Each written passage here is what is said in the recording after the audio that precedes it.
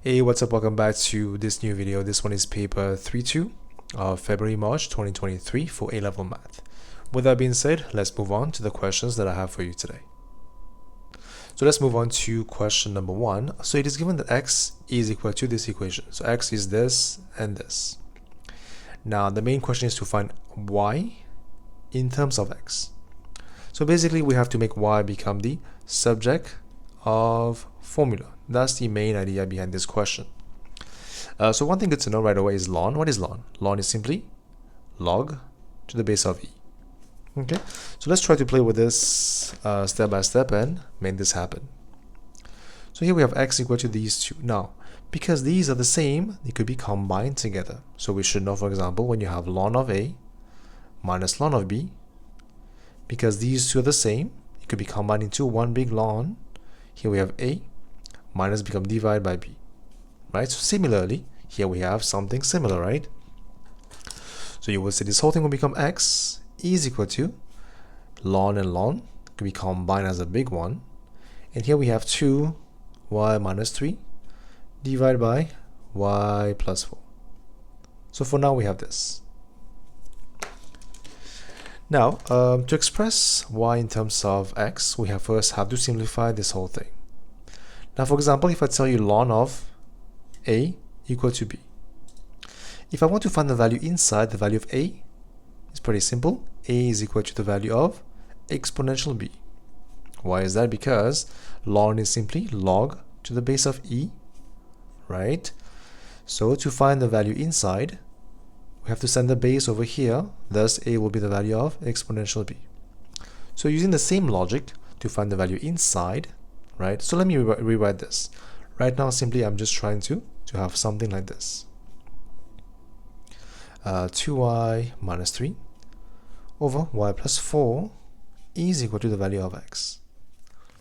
So to find the value inside, send the base over here, which is exponential, right? So you will have the value of 2y minus 3 over y plus 4 equal to exponential x. So now we are one step closer, as you can see. So we have to keep going, simplify. We can cross multiply. You will have 2y minus 3 equal to exponential times this should become exponential. So y times exponential plus 4 exponential of x. Now, don't forget we are trying to make y become subject, so group all the y's together. So here you have 2y minus y exponential x. That should become 4 exponential x plus 3. Now, because y is common here, factorize y outside. You will have 2 minus exponential power x is equal to 4 plus 3 right here. So finally, y is the value of this whole thing over here divided by the value of 2 minus exponential x. And this is your answer for question part number 1, finding y in terms of x using these concepts to find this answer. Now let's move on to question number 2. So here we have to sketch the Argand diagram for these complex numbers right here, satisfying these inequalities. So here we have two inequalities that we have to look into. This one and this one. This one should be pretty simple. How about this one? We have to rewrite this to have a better idea of what we need to sketch exactly. For example, this is minus 1 over 3 pi less equal. That should be argument. Now we always write z minus, and the rest we have to factorize. That should become the value of 1 plus 2i. Now we know exactly from what point we have to draw these arguments. From this point. This is the most important thing here in this, at least in the sketch of this inequality. Now let's try to sketch the Argand diagram. So here we have to have the imaginary axis. Of course, use a pencil to sketch. And this should be the real axis. Somewhere over here. That is 1, 2, 3, 4, 5, 6 should be enough. And here we have the values of 1, 2, 3, and 4. For example, right, should be enough. This is the real axis. And this should be called the imaginary axis. So for the first one, the point is 1, 2. So 1 plus 2, so 1 is here. 2i should be approximately over here, right here, right? So from this point, we have to have argument between the value of this and this. Now, what is this really? If you were to replace, we know pi is 180. So 180 divided by 3, that should be 60. So this is basically minus 60 degrees and 60 degrees over here. So this is an idea of what we need to kind of represent in this locus.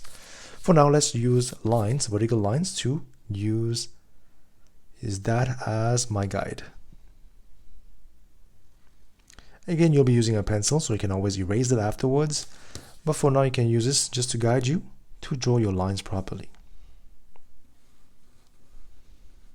Okay, so from this point, I have to have the angle here has to be 60 and minus 60. So in what direction, which direction, so where does a line will go to represent 60? Now you can of course kind of estimate the value of 60. Otherwise, we also could use this technique. Now, usually we use tan function to find the angle. So what is tan 60 really? So apply tan 60 is a value of root 3. Root 3 is root 3 over 1. Therefore, using the right angle triangle, I can derive that. 90 here, 60 over here. Tan is opposite side, which is root 3 over 1. Therefore, to have the angle of 60 for this direction of the line, I have to move 1 and root 3, for example, right? So I can use this as a guide to kind of have this direction right. So I have to move 1. 1 is right here. And then root 3 in each direction. So root 3 is a value of 1.73. So approximately 1.73 in each direction. That should be 1.5.73 should be here. 1.5.73 should be approximately over here. Now, therefore, joining these two lines will approximately show me the angle of 60 on each side for the argument. So basically, we can conclude now this is 60 and this is 60 as well. But since it is minus 60, we can understand this is minus 60 for the value below. But anyway, this is your answer for the first part of your question. Now, let's move on. For this one, 3, this is 1, 2, and 3. We just have to have a vertical line right here at the value of 3. To begin with, right? Here you go. Now, we have to shade the region, so combining these two. So first thing first, we know the argument has to be between those two, so between these two pink lines, right? And then on the left side of this, so combining these two, we have to shade this region, right? So this is your answer for question part A for the locus of these two inequalities. So in my opinion, it's not too bad. It's just we have to know how to rewrite the inequality first. And then also it's always good to know how to find the direction of the line that we have to kind of sketch to show the angle is approximately 60 on each side. So this is your answer for part A of your question. Now for part B, we have to find the least value of argument of z for the points in this region. So z is a complex number. It can lie anywhere in this region. It can lie here inside, on the side here, anywhere in this region. Now where can it lie so that my argument of that complex number will be at the least value? So by observation, you can see for it to be the least value, okay, look, the idea behind this question is that we solve this by using observation. So we test. If I put z here, we'll have the least value. Well, not really. Here, no, it will be maximum. But if I put it below here, yes, in that case, it will have the least value. Therefore, I conclude z has to be here for it to have the least argument. So we have to find this angle over here for your answer. Now, how can you find this angle? We have to play around using the values given to you and see what can you derive to help you out. Now, first thing that I know from the question is that, well, this angle here has to be 60, right? So we can confirm this. Now this is 3, this is 1, 3 minus 1 is 2, so the length here is 2, right? Now if this is 2, by looking at this, if this was 2, this have to be 2 root 3 for my angle to be 60, if that makes sense, right? Okay, so if you guys don't understand this, no problem. I can always use the right angle triangle to derive the length of this side. For example, take this out. That should be a 2 here, 60 here, 90. Let's find this side using SOHCAHTOA. This is A side, this is O side. We have to use 10, 10 of 60. A is equal to the value of this side, let's call this one H, over the value of 2. Therefore, H is simply 2 times 10 of 60, which is 2 root 3. So we have just derived the length of this side is 2 root 3. Now, because this and this line are in the same direction, I also understand that this length right here should also be 2 root 3. However, we don't care about all this. We care about only this length over here. So by deduction, the length over here is what? This whole thing is 2 root 3. Now this thing over here, you can see this is the point 1, 2. The length here is 2.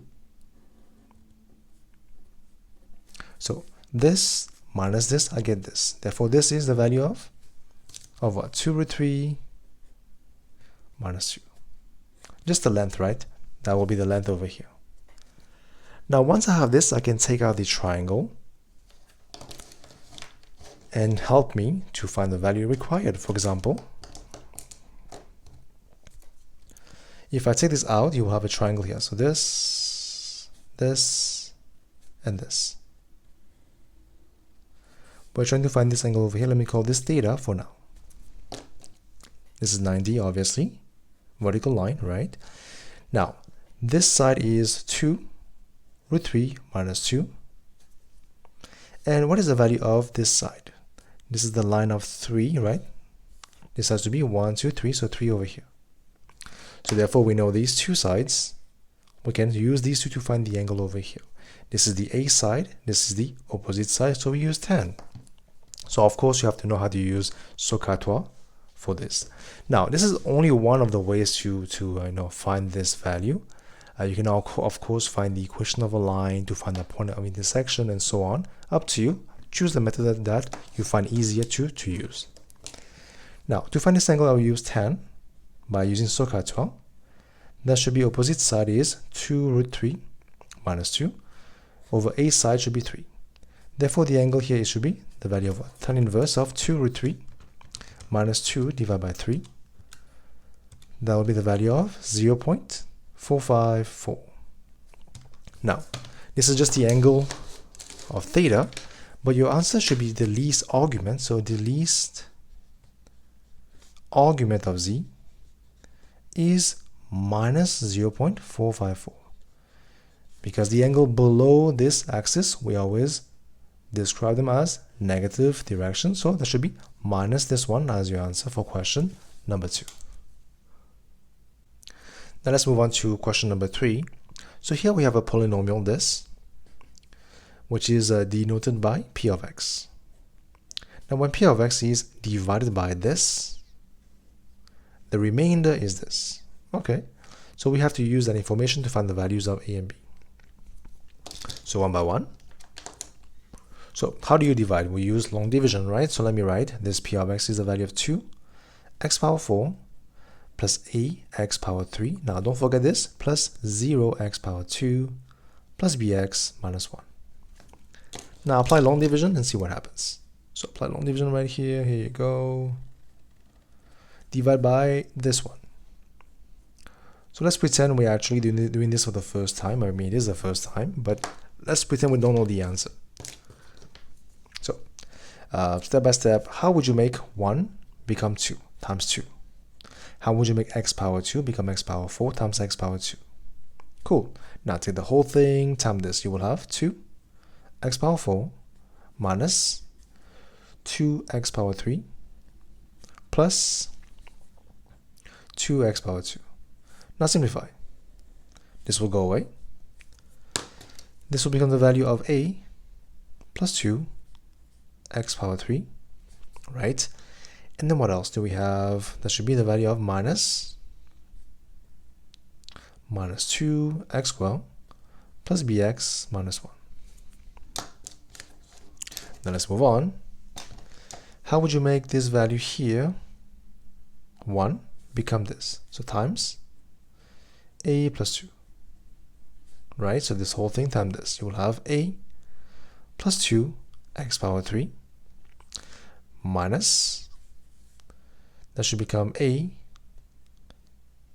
of course we have to add x in the back here because it is power 3 here, here we have power 2, so add x here.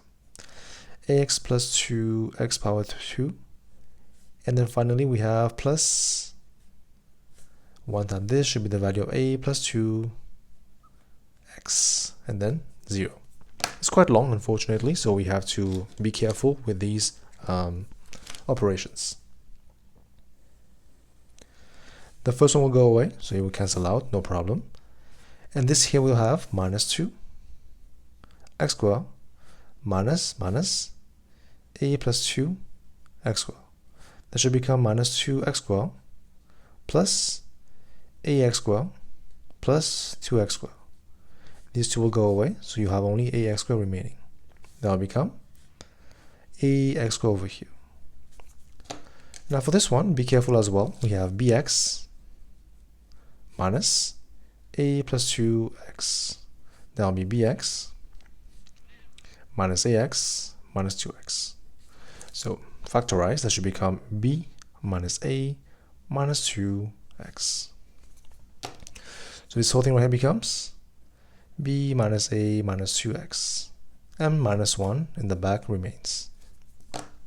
So finally, how would you make this one become a? So 1 times a. So this whole thing times a, you will have a x squared minus ax, okay, and then plus the value of a. Now minus, take your time, obviously. This will go away. And then here you will have the value of what? That should become b minus a minus 2 minus, so minus ax. That'll be b minus a minus 2 plus ax. This will go away. That'll become b minus 2x for this one. And here you will have x, minus 1 minus a should be just minus 1 minus a. So finally, eventually the value here should become b minus 2x minus 1 minus a. Now, of course, this is not as simple as we thought it would be, but this is the procedure, so we have to stick with it. Now, you know this, the value at the bottom, this is called the remainder. Now, we know already the remainder here should be something like this. So we saw by comparison, that is 3x plus 2. Therefore, you will say, well, in this case, b minus 2 is the value of 3. Therefore, b is the value of 5. Here we have minus 1 minus a is the value of 2. Therefore, a is the value of minus 3. So here we have the values of a and b as minus 3 and 5 for question number 3. So here we just have to be careful with this process right here for long division. Take your time and then apply the symbols, the signs properly to solve this. This is your question number 3. Now let's move on to question number 4. So here we have to solve this equation. Give your answers, so we have more than one answer, 2 answers in the form of x plus iy. Well, x and y are real. Now, by observation, here we have z, here we have z and z conjugate. So if I tell you z is the value of x plus iy, you will tell me, well, z conjugate in that case will be x minus iy. Great. Now we can replace and simplify in the equation right here. Let's see what we have for this and for this. So for the first one here, we have 5z over 1 plus 2i. Now I would like to rationalize this, so I have to multiply by its conjugate. So 1 minus 2i and 1 minus 2i. Now I'm using the value of z as what? As x plus iy. This is simply 1 minus 2i. Now for the base, if you were to simplify this, it is simply what?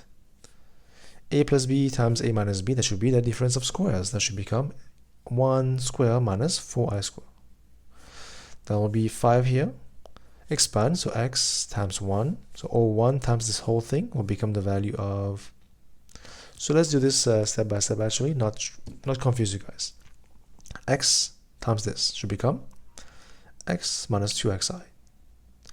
Then plus this times this should become plus iy minus 2yi square. Divide by, so 1 minus 4i square. I square is the value of minus 1, so 1 minus minus 4 is the value of 5. So this and this will go away. Okay, so eventually this whole thing will become x minus 2xi plus iy plus 2y, because I square is just minus 1. Now that should become x plus 2y. Then we have plus yi minus 2xi. Okay, so this whole thing will become something like this. So this whole thing has been simplified to something like this for now. Now how about this part? Let's try. So z is a value of x plus iy. Conjugate should be x minus iy. Now it is again one more time similar to the value of a plus b times a minus b. Difference of squares should be the value of x squared minus I squared y squared. That should become x squared. I squared is minus 1, should become minus minus 1, should be plus 1. So here we have y plus y squared. Sorry, y squared. So this whole thing right here, take your time to simplify if you can't do the formula here. This whole thing will become something like this. Now replace back in the main function. So this whole thing here became this value, x plus 2y plus yi minus 2xi. Now this minus became this value over here, which is x squared plus y squared plus 30 plus 10i equal to 0. Now let me send everything over here. So this will be 30 plus 10i on one side is equal to everything over here you will have. This will become positive, so x squared plus y squared. And then here we have the value of minus x minus 2y. And this should become the value of plus 2x I minus yi. There you go. Now we can play around and factorize to see what happens. This will be the value of what? X squared plus y squared minus x minus 2y plus 2x minus y, factorize I outside. Now we can see what's happening now. We have a real part and imaginary part on both sides, so we have to use that to find the values of x and y. So by comparison, this is the real part, should be equal to this one, and the imaginary part should be equal to this one. So we have two equations that we can use to solve for the values of x and y in this question. So this one is 2x minus y has to be the value of 10. Therefore y is the value of 2x minus 10. Now similarly, what is the value of y squared?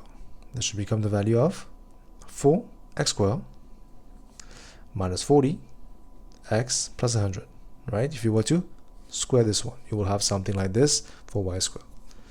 Now replace back in my second formula, which is the real to real, which is x squared plus y squared minus x minus 2y is the value of 30.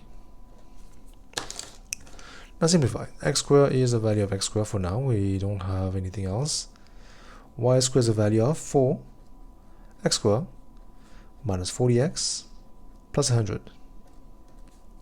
Now minus x minus 2y, so minus 2 times y should become minus 4x, right?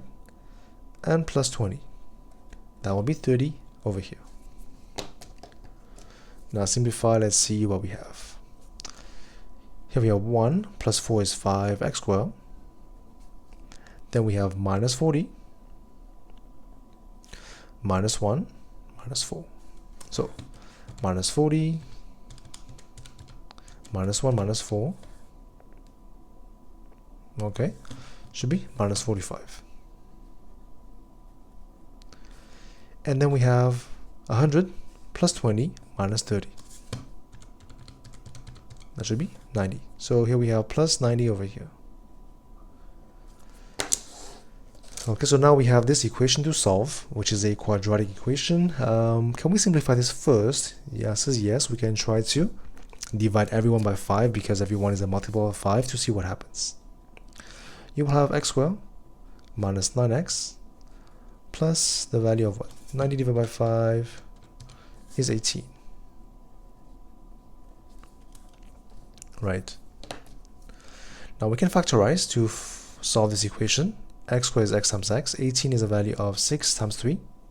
To get minus 9, we have to have minus 6 minus 3. Therefore, x can be the value of 6. X can be the value of 3. Now, when x is a value of 3, let's find the corresponding value of y. So when x is 3, y is a value of 2 times 3 is 6, minus 10 should be minus 4. When x is a value of 6, y is a value of 2 times this should be 12, minus 10 is a value of 2.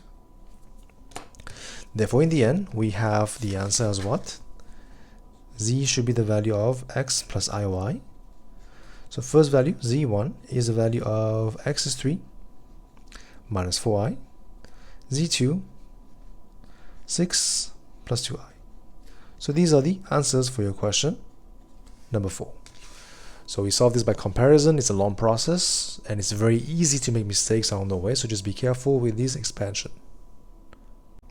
Now let's move on to question number 5. So here we have these two equations. We have to use them to show dy by dx is equal to this. So first thing first, let's define what is dy by dx. So dy by dx by chain rule is equal to dy on top times something here, bottom should be dx, right? Here we have dx over here. Now they must be related with something. The t and t here should be dt and dt for those two. So if we first have to find this one and then this one. First we have to find dy by dt. So here we have y, differentiate with respect to t. That should become 2t plus 1 plus 0. So it is just this one. How about this one? Let's first find dx by dt. So first thing first, we have to, this is a product, so we have to use the product rule. So we first write t the way it is, then times d by dt of this one should be 2 exponential 2t, then plus this one the way it is, and times d by dt of this one should be just the value of 1. Now we can factorize. For example, exponential of 2t is common. That should be 2t plus 1 on the inside. Okay, so finally we have to replace back in the main formula.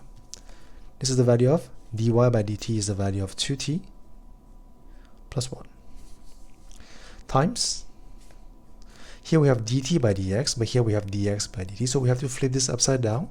This will become 1 over exponential of 2t plus 1. Now you can see these two are the same, so they will just cancel out. Eventually you will have 1 over exponential of 2t, which is simply exponential of minus 2t as your answer, shown as required as in part 1. So you know I love this kind of question because you know what is the answer already, so you should know what to show for full marks. So you get your 3 marks here, no question asked. That's part A. Now for part B, hence means we have to use part 1. We have to show the normal to the curve where t is equal to minus 1 passes through this point. Okay, so let's show this. So how would you find the equation of a normal? So we understand, to find the equation of a straight line, we have to find the gradient of normal. Now to find the gradient of normal, we also understand we have to first find the gradient of tangent, right? Because they have this relationship.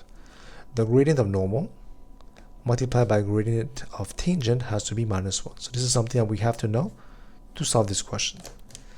Therefore, we have to first find this one as well to solve this. Now, the gradient of tangent is simply the value of dy by dx at the value of t equal to -1.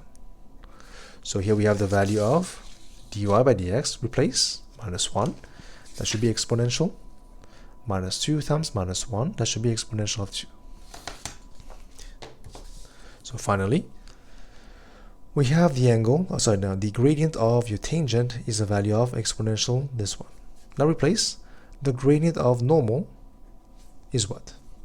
Is going to be the value of, so we can plug this back in the equation to have a look. For example, mn times exponential square is a value of -1. Now of course we have to use cross multiplication to simplify. So mn as subject, send this below, that should become -1 over exponential square, which is simply minus exponential -2. So this is the gradient of my normal. So once you have the gradient, we have to find a passing point for the equation of the normal at this point, right? T equal to the value of 1. So just use the equation given to you at first. So we know x is the value of t, exponential 2t, and y is the value of t squared plus t plus 3. So replace when t is the value of -1. Let's see what happens. X, that should become -1, exponential of -2, -1 over exponential of 2. Or we can leave this as such as well, no problem at all. And here y will become 1 minus 1 plus 3. That should be just 3. So the passing point is a point minus exponential -2 and 3. So once you have a passing point, we can find the equation of your normal. Use your formula, which is y minus its corresponding value over x minus its corresponding value should become plus exponential -2 is equal to the gradient, which is the value, this, minus exponential -2. Now cross multiply and see what happens. That should become y minus 3 equal to this time this should become minus x exponential -2. Here we have minus exponential -2 times exponential -2, right? It's the same thing basically. Now finally, we don't even need to complete this simplification. We just have to show that it passes through this point. So when the value of x is 0, this has to be true. Y has to be this. So let's pretend. When x is 0, let's find the value of y. So y is here, -3.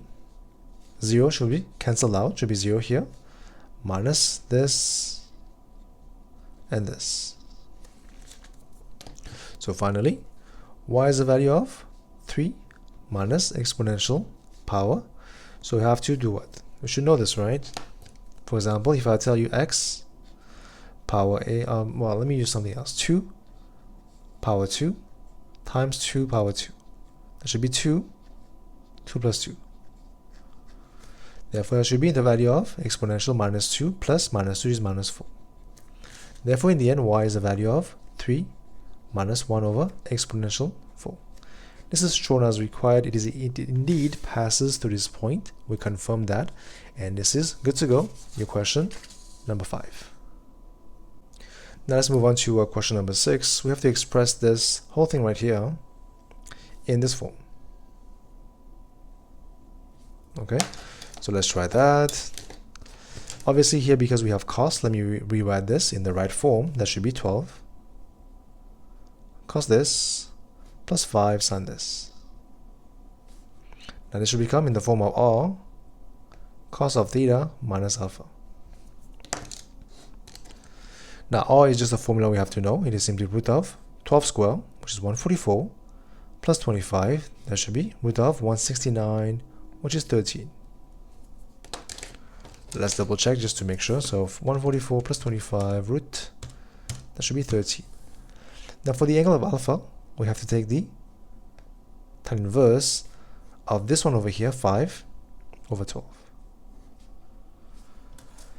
So 5 divided by 12, tan inverse of that should be in terms of radians. That should be 0.395.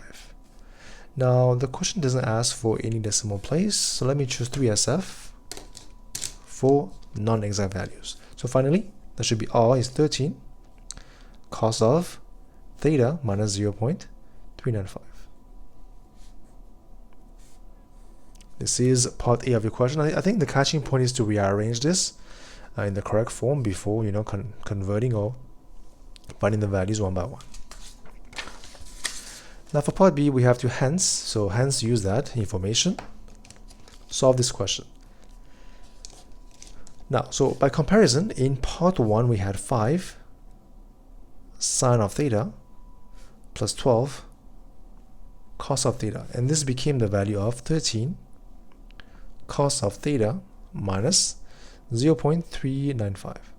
So similarly, by comparison, I understand the only difference here is this is 2x.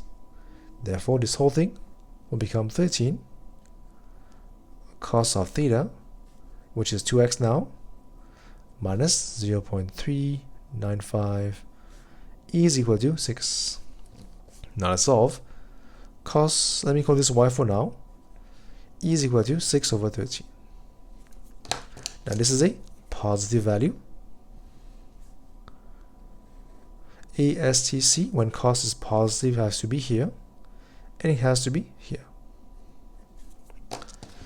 Now this is your value directly because it's positive, so y, and this is the value of 360, which is 2 pi minus y. Okay, so let's move on. So here we have y is the value of cos inverse of 6 over 13. So cos inverse of 6 divided by 13, that should be the value of 1.09. Otherwise, should be 2 pi minus 1.09, that should be 5.19. This is the value of y. But here we don't care about y, we care about x, so let's replace y back in terms of x. That should be 2x minus 0.395 is equal to 1.09 and 5.19. So 2x is the value of what? 1.09 plus 0.395, that should be 1.485. 5.19 plus 0.395, that should be 5.585. Now simplify, x should be the value of, divide by 2, that should be 0.7425, or 5.585 divided by 2, 2.7925. That should be 0.743, 2.79. Correct to 3SF for each values in terms of radians. Now we can double check, right? Because here we have 2x. We kind of want to know if you have other possible values, because why not? You don't want to miss anything for your answer. Because here we have 2. Let's try to add 2 pi to each. So 1.09 plus 2 pi. That should become 7.37. And 5.19 plus 2 pi. That should be 1.47. That should become the value of 7.73 plus 0.395, 7.765, 1.47 plus 0.395, 11.865. Now these values, so 7.765 divided by 2, that should be 3.88, 11.865 divided by 2, 5.93. So these will be too much because we actually know that for a fact. The value of x have to be between the values of 0 and the values of 3.14. So this is the upper limit, this is the lower limit, so it will not be possible. This is too much and too much. Therefore, only these two will be valid for this question. So it's always good to check, right? You never know, it might be within this domain and you missed a value and you lose marks. So it's kind of good to check. Let's see what happens, and then eventually you realize, well, it doesn't apply, and then you just have two values for your answer for question part B for question number 6. Let's move on to question number 7. So here we have this diagram. So it is a circle with center O and radius R. This is the radius, but this is also the radius. This will be R as well. Okay. Now the angle of the minor sector, which is AOB, which is a small one here, is X. Now, so right away we should know what is the angle over here then. That should be 2 pi minus X, right? Because 360 is a complete circle. This is just 2 pi for the angle and minus X to have this one over here. Now, the main part is the area of the major sector is 3 times, so 3 times of the area of the shaded region. Okay, so the area of AOB of this major one is 3 times this one. So let's find this one first, one by one, and then we can show this is true. So how would you find area of sector? So we have to use the formula, which is half R square theta. Now half is half, R square is R square for these 2 radius. Then the angle here is 2 pi minus X. Here you go. This is the area of the major sector. So let's write this down first on the left hand side. E is equal to 3 times area of this shaded region. So how would you find this? So of course by observation, so you can see this right here is this whole thing minus this triangle. Now this whole thing is just area of this minor sector, which is half R square, right? And the angle here is X, so it will be X minus half of the area of triangle is half these 2 sides, which is R times R is R square, and sine of the angle in between, which is X. So this is the area of the region. Now we can factorize to make our life easier. Half is common, R square is common. That should become X minus sine X. This is the area of this shaded region. So to replace back in here in the main equation that we have to simplify. That will be half over here, R square, X minus sine X. Now simplify. This will go away, this will go away, this will go away, and this will go away. Because they're the same on both sides, it will just cancel out. Now we can expand and see what happened. I should have 2 pi here minus X is 3X minus 3 sine of X. Send this over here and this over here, you will have 3 sine of X plus 2 pi is the value of 4X. So divided by 4, you will have X equal to 3 over 4 sine of X plus pi by 2. This is your value for X shown as required right here, same as this. This is your question, part A. Now for part B, you have to show by calculation that the root lies between these 2 values. So pretty simple. We just have to let the value of f of x, for example, let f of x equal to, take everything to one side, you will have x minus 3 over 4 sine of x minus pi by 2. Now let's plug in the value of x as 2 and x as the value of 2.5. Let's see what happens. Here we have 2 minus 3 over 4 sine of 2 minus pi over 2 minus 0.253. Now 2.5, so 2.5 minus 3 over 4 sine of 2.5 minus pi over 2. That will be 0.480. Now you can write, because there's a change of sign from negative to positive, we confirm the root lies between those 2. So write this, since there is a change of sign according to the calculation, right? We confirm, we can conclude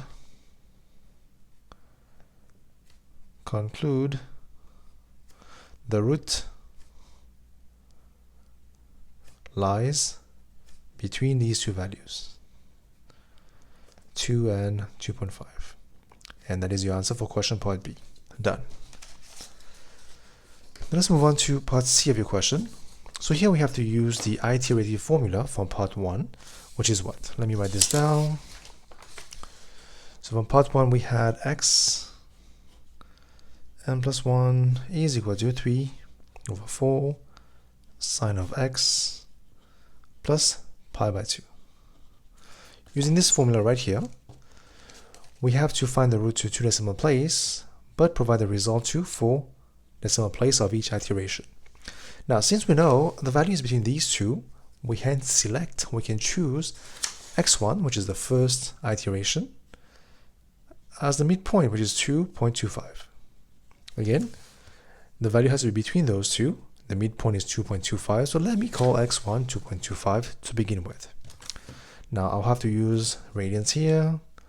2.25 is my first value. That will be the answer. Okay, now replace 3 over 4 sine of answer plus pi by 2. So x2 should be what? 2.1544. Next one. x3 should be 2.1967.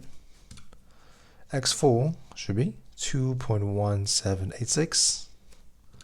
x5 2.1865. x6 2.1831.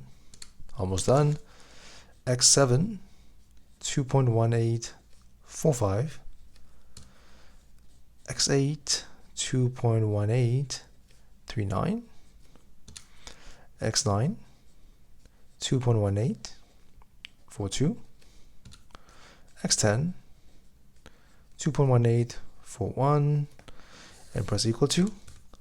x11 2.1841. x12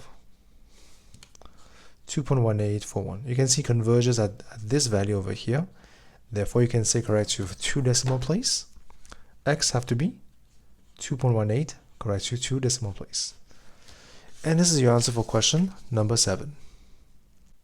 Now let's move on to question number 8. So here we have the curve y equal to x cubed ln of x. For x is more than 0, this is my shape of the curve. Now we have a minimum point M, which is right here. So the question here is we have to find the exact coordinates of M. So as you guys should know, at the minimum point or at the stationary point, the value of dy by dx have to be 0. So we first have to find dy by dx to begin with. Now, this one is a product, so we have to apply the product rule. So dy by dx is going to be, we leave the first one by itself, times d by dx of this one should be 1 over x. Then plus this one by itself, times d by dx of this one should be 3x squared. Again, this is just a formula you have to know for the product rule. Now let's try to simplify and see what happens. This will go away. This will become 2. And then we have x squared here. We can try to factorize, right? That should be x squared common. That should be 1 over here plus, this will go away, should be 3 ln of x. So you have something like this for your value of dy by dx. Now we have to equate that to 0 at the stationary point. So now we can solve this equation. It is factorized for you already, so perfect. We just have to equate the values. So x squared can be 0, or 1 plus 3 ln of x can be 0. Now in this case, let's see what do we have. X could be 0, okay, and 3 ln of x could be the value of minus 1. Ln of x could be the value of minus 1 over 3. X will be the value of exponential minus 1 over 3. Now obviously it can't be the value of x equal to 0, because by observation already you can see that the point M is not here. It's somewhere past 0, so it should not be 0. Therefore x should be this value, or you can write this 1 over exponential 1 over 3 as well. It's up to you, this or this as your x value. Now we have to find the corresponding value of y as well. So y will be x cubed, which is exponential minus 1 over 3 cube, and then ln of x. X is the same thing over here. Now simplify, that should be what? This times this should be exponential power minus 1 times, bring this in front, should be minus 1 over 3 ln of e. Now this will just be 1, so you will just cancel out. And finally your value should be just y equal to minus 1 over 3 exponential. So the point M is what value? Is the first one is 1 over exponential 1 over 3, and then minus 1 over 3 exponential. This is your minimum point M for question part A of your question. Now let's move on to part B right here. So we have to find the exact area of the shaded region bounded by the curve, the x-axis, and the line this. Okay, so by observation you can see the area is below the x-axis, but most importantly we also have to find this point over here. So what is this value over here? It is on the x-axis, so we should know on the x-axis what happens? The value of y has to be 0. So equate, that should be 0, x cubed ln of x. Now we can just solve right away. So we have x cubed can be 0, or ln of x can be 0. It is factorized already, right? X can be 0, or x could be exponential 0, which is 1. Now obviously it would not be this, because 0 is here, this is here, so logically, or by observation, it's not possible. So x could be the value of 1, which means the point here is 1. Now how do you find area? Usually we use integration, right? So before we actually do this question, I will try to explain something. I guess you guys should know this by now, but anyway, it's not a big deal. Let's say I have a graph which looks something like this. Something like this, right? For example, I will call this area A and area B. Now, how would you find area A?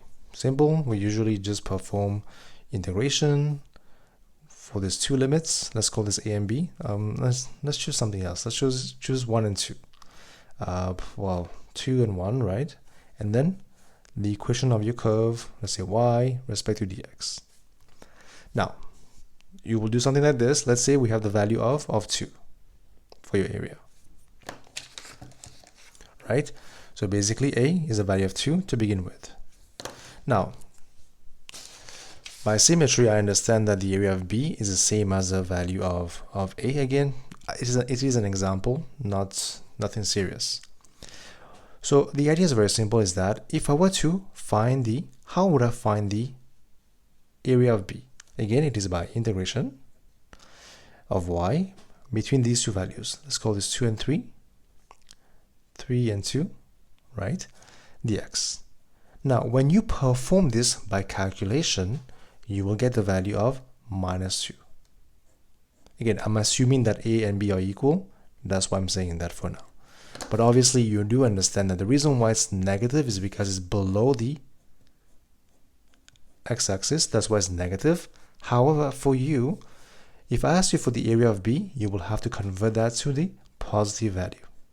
Okay, so the idea is very simple. Whenever you perform integration for these values below the x-axis, you should expect something negative. And when you provide your answer, as a result, you have to convert that to positive by multiplying by the value of minus 1. So minus 2 times minus 1 will give you area 2. So logically, same steps here to find the area over here between this and this limit. Let's proceed as usual. So at first, integration between 1 and half, and y is x cubed ln of x dx. Now this is by parts, right? This is a product of two different types. This is algebra, this is log. Using the LIAT rule, ln is here, algebra is here. So this has happened first, so this will be obviously my u will be ln of x. Therefore, du by dx will be 1 over x. You could say, well, du has to be the value of 1 over x times dx. Now let's continue. Similarly, This will have to be the value of dv. dv has to be algebra, x cubed, so v has to be integration of x cubed, which will be x power 4 over 4 for the value of v. Now once you have these values, replace this back in your main formula for by parts, which is what? uv integration of v du. Now u is ln of x, v is x power 4 over 4 minus integration of v. v is this one, times du is this one, 1 over x dx. Now simplify, let's see what happens. So let's try to bring everything together. That should be x power 4 over 4 ln of x. Let me bring this out, should be minus 1 over 4. That should become 3 dx. Now we have seen this before, this thing right here, same as this, become this. Therefore, by combining these two, you will have x power 4 over 4 ln of x minus x power 4 over 16, right? 16, 4 times 4 is 16. Now don't forget to apply the limits of your integration. Of course, you have to write them everywhere. This here, here, here, here, you know. Here we have 1/2 for the limits of your integration. Now simplify, let's see what happens. Apply 1 should become the value of 1 over 4 ln of 1 minus 1 over 16. Minus half should be 1 over 16 divided by 4 is 1 over 64 ln of half minus, same thing here, that should be 1 over 16 divided by 16. Should be 1 over 256. Right? Double check. So 1 over 2 power 4 divided by 16. So 1 over 2 power 4 is 16 divided by 16. Yep, indeed, that is true. Now simplified, this will become 0. Ln of 1 is 0. This will cancel out. So I have minus 1 over 16 minus 1 over 64 ln of half. This will become plus 1 over 256. Now simplify, minus 1 over 16 plus 1 over 256, that should be minus 15 over 256 minus 1 over 64 ln of half. Now if I want to play with this, obviously I should do something. Now I know ln of half is a value of ln of 2 power minus 1, therefore which is minus ln of 2. Therefore this whole thing could become minus 15 over 256. That will become plus 1 over 64 ln of 2. That should become 1 over 64 ln of 2 minus 15 over 256. Now we do expect this area is not your answer yet. Why? It is the value of the area, but the sign will be negative. So to find the answer, we have to multiply this by minus 1. So the result, the area that we are trying to find will be positive value.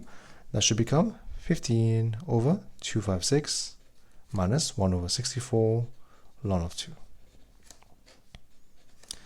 And this is your answer for question, part B of question number 8. Okay. Now let's move on to question number 9. So here we have x and y. They are satisfy this equation right here. Now we have the value of y is 0, 1x is 0. These are given to you for a reason. We have to use this later on in the question. So we have to first solve the equation and then find the value of y. 1x is half. Okay, so step by step, first thing first, we have to do what? We have to separate the variables, all the y's to one side and all the x to one side. Send this up, you will have dx over here and x over here. Here we have y, send this one over here. Again, we can only move in the cross pattern, right? In this way. So let's continue. So here you will have 1 over exponential of 3y by dy is equal to sine square of 2x dx. Now to solve, we have to apply integration on both sides. Here you go, and here you go. Now this right here will become exponential power minus 3y dy. How about this one? because we can change this to make this something which is easier to work with. For example, I should know that whenever you have sine square, sine cos square even, we tend to use the cos double angle formula. For example, I should know cos of 2x is the value of what? Of 1 minus 2 sine square x. Now if I tell you what is cos of 2x, replacing x by 2x, that should be 1 minus 2 sine square 2x. Therefore, I can say, well, 2 sine square 2x is the value of 1 minus cos 4x, right? So sine of square of 2x should be 1 minus cos of 4x divided by the value of 2. Now, this is the same thing, exactly the same thing as this, to replace this by this. You have 1 minus cos of 4x over the value of 2 dx. Now let's simplify one by one. On the left hand side, this will become exponential minus 3y divided by minus 3 is equal to, now I can take the value of 2 outside, should be half outside. 1 become x, that should become minus sign, this becomes sine of 4x over the value of 4. Now I have to write plus c for the constant of integration, because we have no limits here. We have to write this constant of integration. So here we have to find the value of c by using the given values in part A, right? So we know that when x is the value of 0, y is also 0. So let's use that to find the values as we need for this one, right? Now replace, you will have exponential 0 over the value of minus 3 is equal to 1 over 2 x is 0 minus 0 plus c. Therefore, c is a value of minus 1 over 3. Now, replace everything back in here, you will have the same equation. So basically the same thing. That is, minus 1 over 3 exponential minus 3y equal to half x minus sine 4x over 4, c is minus 1 over 3. Here you go. Now, there's no need to simplify this. We just have to find the value of y when x is half. So just replace and make y become subject afterwards. So when x is the value of half, find the value of y. That become minus 1 over 3 exponential power. This one should be half x is 0.5 minus sine of 2 over 4 minus 1 over 3. So let's try to simplify this. So what is sine of 2 divided by 4, 0.5 minus answer times half minus 1 over 3. Then times the value of minus 3. So that should be exponential minus 3y is a value of 0.59099. So let's test this one more time. We have sine of 2 divided by 4, 0.5 minus answer times half, then minus 1 over 3. Now you recall this is the value of 1 over minus 3. If you want to send this over here, I have to multiply by minus 3 to cancel this. You become this value over here.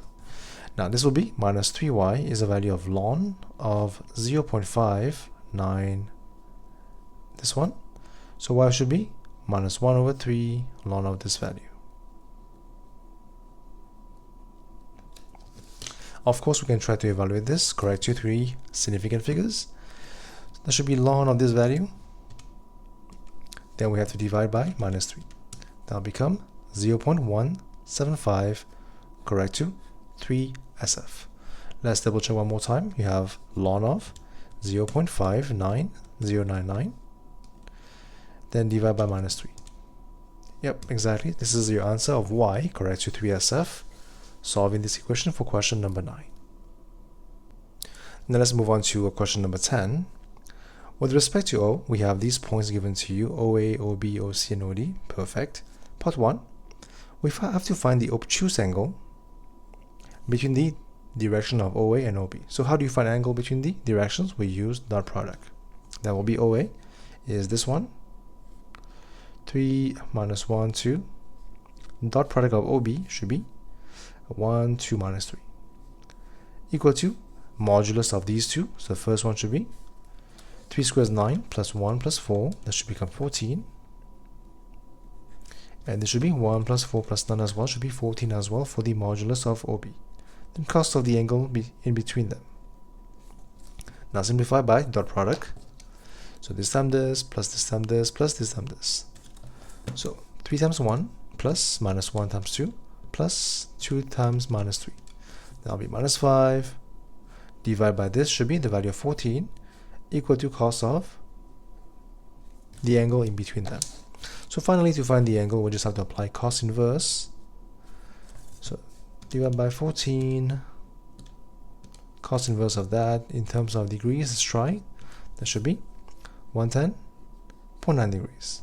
Okay, and this is the obtuse angle between the value of directions of OA and OB. This is part 1 for 3 marks, which is pretty good. Now for part B, we have to do what? We have to find the equation of line L that passes through the point A and B. So this is my line, for example. This is my point A. This is my point B. Now, before we do this, we should know, as always, what does the equation of a line looks like. It is something like this. It is any point on the line plus a scalar value times the direction of the line. Now, any point, obviously, you can choose the point A, which is OA, which is the value of 3 minus 1, 2. T is T. Direction should be, obviously, I can just choose AB. So let's find AB. Now, AB is defined by the value of what? We should know by now. It is OB minus OA. So OB is a value of 1, 2 minus 3. Minus OA is a value of 3 minus 1, 2. That should become 1 minus 3 is a value of minus 2, 3, and minus 5. Therefore, direction of the line is minus 2, 3, and minus 5. And this is your equation of the line L right here for part B for 2 marks. Let's move on to part C of your question. So we have to find the position vector of the point of intersection between the line L and the line passing through CD. Now we know L already, so let's find the equation of the line through CD. Same steps, same logic behind. So we have a line, here you go, passing through C and D, right? So we should know the form of an equation of line looks something like this. Should be any point plus, now we used T already, let's choose something else. Let's choose S, for example, times direction of my line. Any point I can choose point C, given to you by OC as 1, minus 2, and 5. S is S, direction should be CD. So CD is defined by what? Right? OD minus OC. OD is given to you by 5, minus 6, 11. Minus OC is given to you by 1, minus 2, and 5. Simplify, that should become the value of 4, minus 6 plus 2, minus 4. And that should be the value of 6. 4 minus 4 and 6. This is your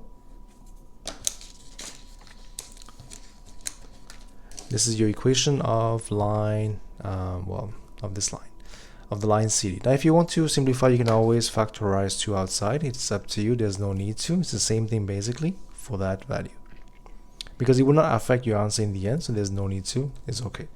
This is the equation of the line through CD. Now we want to find the point of intersection. So pretty simple. Whenever you have to find the point of intersection, we have to make this line over here equate to this line over here to find that point. So basically, on the left hand side, I'll have line L, which is the equation of what? We've seen this is 3 minus 1, 2 plus T times minus 2, 3, and minus 5. Equate that to this one, which is 1 minus 2 and 5 plus S, 4 minus 4 and 6. Now simplify and see what happens. That will be 3 minus 2t minus 1 plus 3t, 2 minus 5t. equate to this side should be 1 plus 4s minus 2 minus 4s and 5 plus 6s. So now we have to solve for the values of s and t. Alright, first one is here and this one.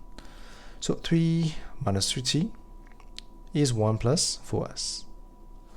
So let me make t become subject, because why not? So 2t, send this over here and these over here should become 2 minus 4s. Therefore t is a value of 1 minus 2s. Equation number 1. So next step, let me use this one now. It is minus 1 plus 3t is 1 minus 2s equal to minus 2 minus 4s. Minus 1 plus 3 minus 6s is a value of minus 2 minus 4s. Send this over here. This over here should be minus 1 plus 3 plus 2 is a value of 2s. Therefore, here we have 5 minus 1 is 4 equal to 2s. Therefore, s is the value of 2. So finally, t is the value of 1 minus 2 times 2. That should be 1 minus 4 is minus 3. Now with these two values, let's check if it is indeed true for the last one as well to confirm that point. I mean that intersecting point. So let's see. On the left hand side we have 2 minus 5t. T is the value of minus 3. 2 minus become plus 15. That should be 17. Now how about this side? 5 plus 6, s is 2. That's the value of 5 plus 12, it is also 17. So confirm this is equal. So we confirm it is good to go for the value of s and t because all the three equations are satisfied. Now, you can use either s or t, plug in here or here to find the point of intersection.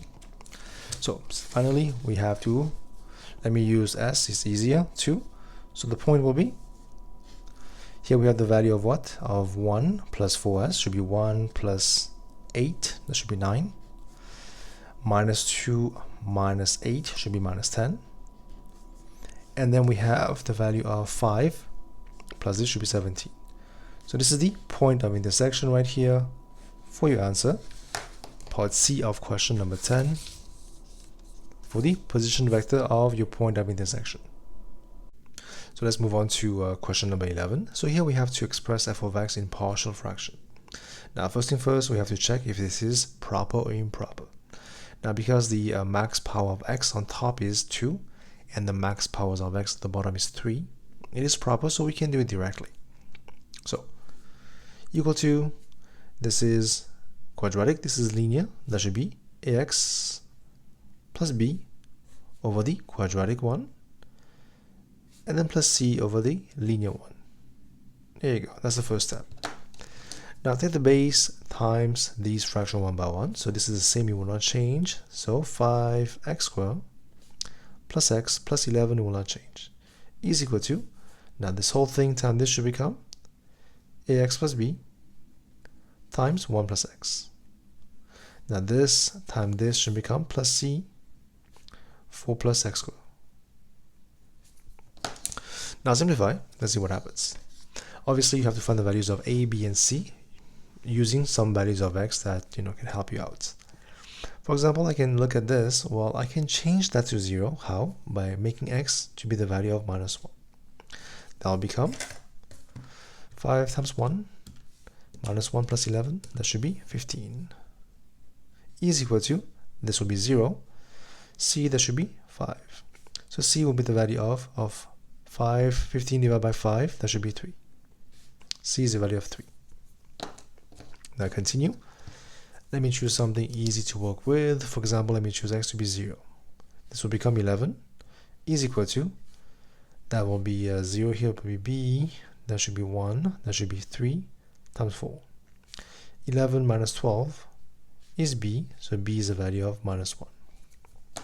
Finally, let me choose something easy as well, which is x is the value of 1, which is not too bad. That should be 5 plus 1 is 6, 11 should be 17, is equal to a times 1 is a, b is minus 1, that should become the value of 2 here, plus c, that should be 4 plus 1 is 5. 17, c is the value of 3. 3 times 5 is 15. Send this over here, minus 15 is 2 times a minus 1. 2 is 2a minus 1. Therefore, divide by 2 is 1. A minus 1. A is the value of 2. So we have a, we have b, and we have c. We place back in the main fractions right here for partial fraction, right? So ax will be 2x. b is minus 1 over the value of 4 plus x squared plus 3 over 1 plus x. And this is your answer for question part A, expressed in partial fraction. Now for part B, we have to show, hence using this, using in part 1, show this is this. Okay, so in part 1 we had what? We know f of x became the value of 2x minus 1 over 4 plus x squared plus 3 over 1 plus x, right? Dx. Now to make our life easier, let's look at this separately. Let me first find the value for this one. It's easier. What is integration of 3 over 1 plus x dx? Limits of 2 and 0. 3 can be outside. That will be something like this for now. Simple. Because it's linear, I can apply. So 3 is 3. That should become ln of the value below. Divide by d by dx of this, which is just 1, so it doesn't really matter. We will have this as your value. Now limits will be the value of 2 and 0. That should become 3 ln of 3 minus 3 ln of 1. Now we should know this will be cancelled out because ln of 1 is a value of 0. Therefore this will become 3 ln of 3. So this value over here will become 3 ln of 3.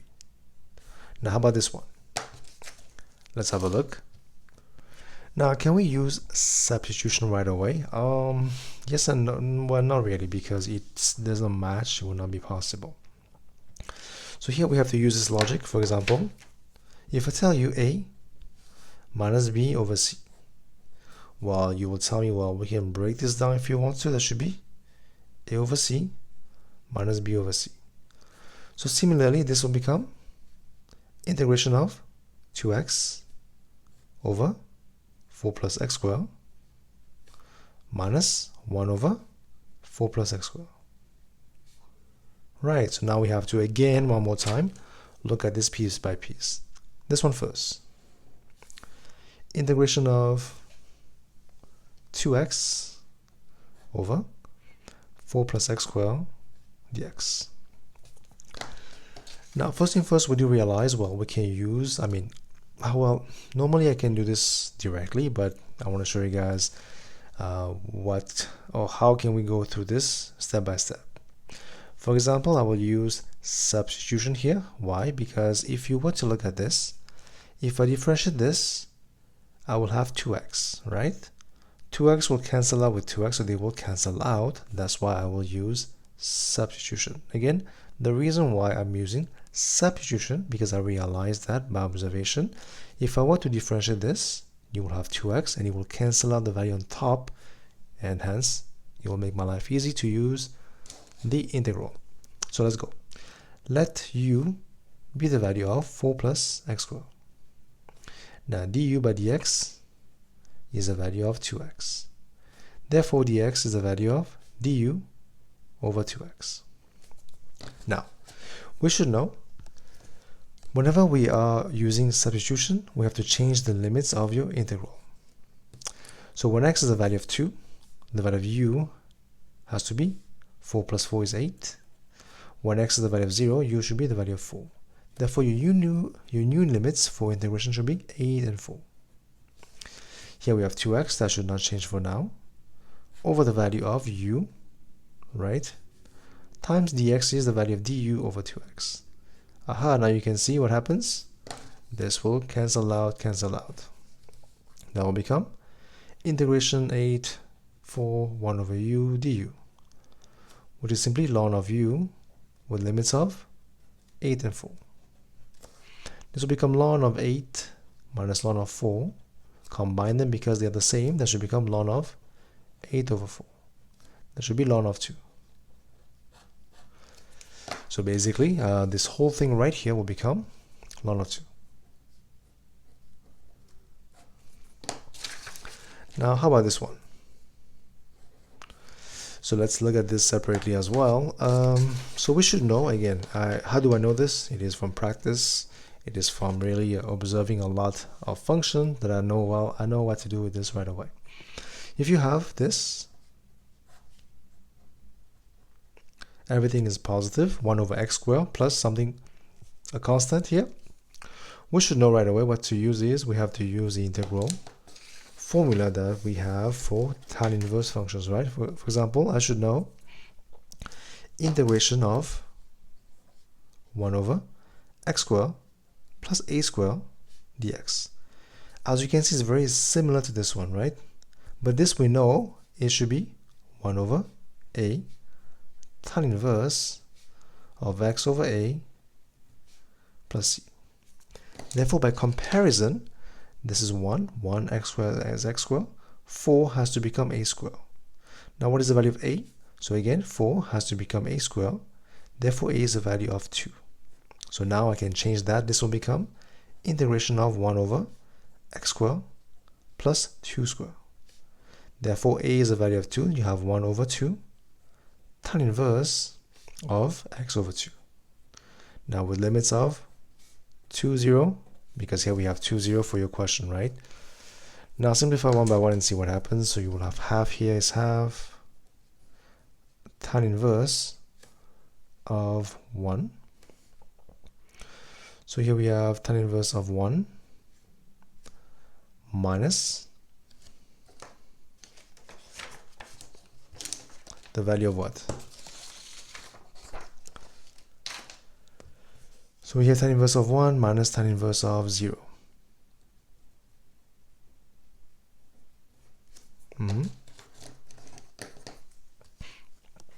So let's simplify. This will be what value?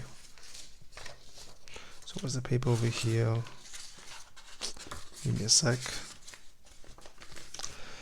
So here we have half is half. That should be pi by 4 minus 0. That should be pi by 8.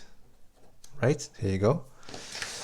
So we have the value over here now. So we can just replace back in the main function. So I thought I didn't have enough space. So it should be fine now. Okay. So once you have this value, we have to plug this back into the main equation. So this will be the value over here. So this is this minus sign, minus pi by 8. But this is not the answer yet. We have to put everything back into the main equation right here. Okay, this is 3 ln 3, and this whole thing became this. So replace. So eventually you will have ln of 2 minus pi by 8 plus 3 ln 3. Right. Now simplify, bring this over here. That should be ln 3 power 3, which is ln of 27. Now ln of 2 plus ln of 27 is simply ln of 2 times 27. That should become ln of 54. And then minus pi by 8 is just ln of 54 minus 1 over 8 pi. This is shown as required, exactly as it is right here. Again, of course, these values we can use our calculator here. Tan inverse of 1 is 45 degrees, which is pi by 4. Tan inverse of 0 is just 0. So as you can see, well, it's not that straightforward, but again, it is always possible to solve the question. Especially here, we know the answer already. We just have to try your best to show this exactly this for your final answer for question part B. And this is your question number 11.